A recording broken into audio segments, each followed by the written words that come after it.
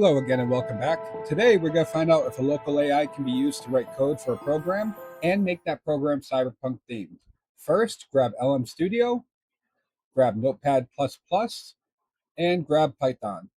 You may need Python, you may not, but it's good to have because sometimes it writes the code in Python or you can choose to have it write the code in Python. Today we're going to use HTML. So I'm using the Qwen 3.6 35B model, and it runs absolutely amazing on my mini PC.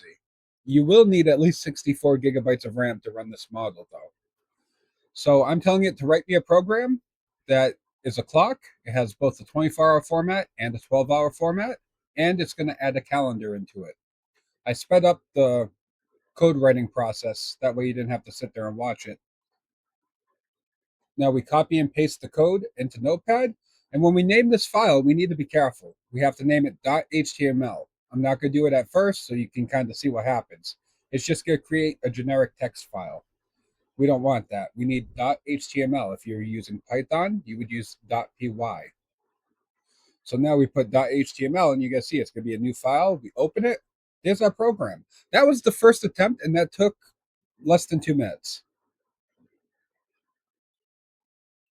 Now we're going to tell it to basically add in note-taking ability. So you can add in notes on each day and kind of have an idea as to what your tasks should be for that day or what your appointments are. Copy and paste it in, save it. Now we can add notes on each day. And you can add more and more features to this. You know, this is a very basic program, but you can see kind of how you can build upon it as you go. So once you get a basic skeleton set up with basic functionality, you can then add in more functionality. So now let's change the theme. Let's make it Cyberpunk 2077 themed and see how it does. Remember, this is running locally on my machine. I could disconnect from the internet and run this and be perfectly fine.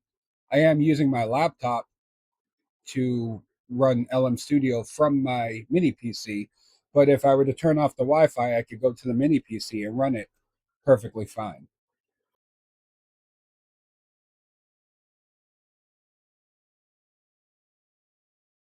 This took me total 7 minutes, just to give you an idea.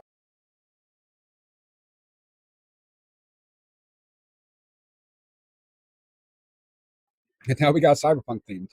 So it's very easy to use, and with a little bit of tweaking and modifications, you can have yourself a working program.